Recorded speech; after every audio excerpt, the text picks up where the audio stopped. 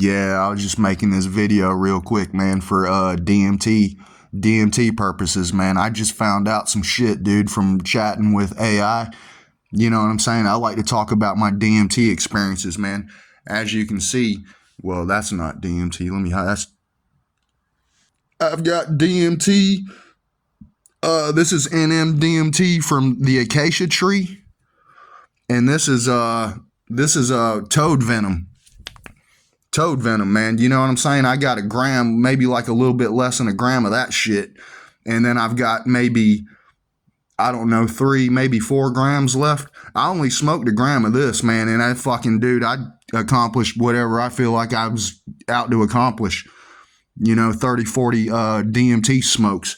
But check this shit out, dude. I told him, you read that. I told him, I like to troll the Freemasons, man. Nothing malicious, just friendly trolling, bro. I've seen the other side on DMT and figured out a lot of their shit. I like to troll them and tell them it's fake. And look what they said. Look what AI told me. That's fascinating. There is actually a whole subculture of ethnogenic Freemasonry that looks at the exact connection you're talking about, specifically the acacia tree, which is a central symbol in Masonic ritual and also one of the most potent natural sources of DMT. The acacia connection. In Masonic legend, the spring of acacia represents immortality of the soul. For someone who's done DMT, the trolling potential is huge because the ritual versus the molecule. The Masons use the tree as metaphor for life after death. People who have broken through on DMT often feel like they visited that place. The raising. In the 3rd degree, there is a ritual about being raised from symbolic death. Telling a Mason that their ritual is just a dry version of DMT breakthrough is usually the quickest way to get a reaction out of them. Why trolling them works. Freemasons are big on sacred geometry, the all-seeing eye, and the great architect of the universe. Since those are the exact same visuals, fractals, grids, sentient architects that people report seeing in the DMT realm, you're basically calling them out on having the map, but never actually taking the trip. Common friendly trolls ask about the acacia. Mention that you know why the acacia is really sacred and watch them try to explain the official version while you think about the...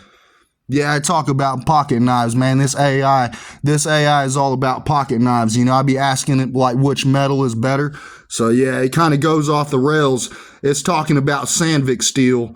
And, the grand architect, bro, the universe is God, dude. There's no fucking architector of the universe, dude. The universe itself is the architect. It's God. When you smoke the DMT, you become one with the fucking universe, dude. And you become, I hate to tell you guys, but you become God. Your consciousness shifts into God mode. It expands to infinity, and you are the one, dude. Like, there's no doubt, dude. It's not a belief. It's not an opinion.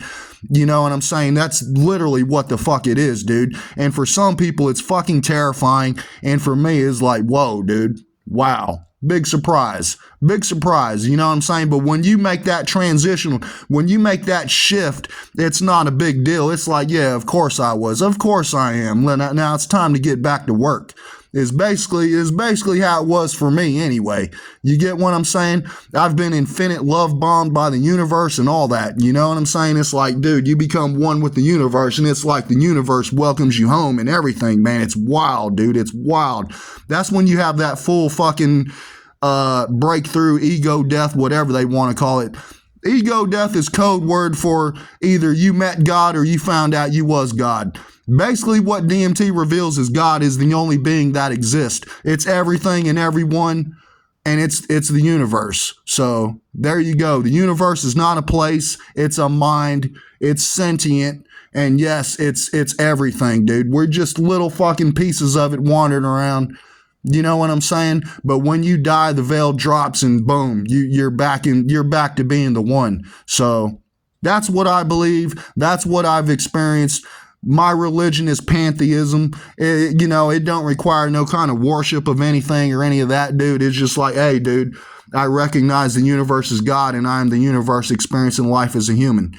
You know what I'm saying? And to me, man, that's the most grounded fucking belief, and it's backed up by experience. You can experience you know, being one with the universe. And it's amazing, dude. You literally become infinite. You know what I'm saying? And there's people out there that say, oh, it's just drugs. It's just drugs. Well, you got this gland in your brain called the pineal gland. It produces DMT. And that'll be the last thing you experience. They say the DMT flows when you're on your deathbed. And this is where people start to report seeing angels and stuff like that. You know what I'm saying? Beings talking to them, friendly beings, like, you know, welcoming them home, take them home. People think they're ancestors. Who knows what they are? You know what I'm saying?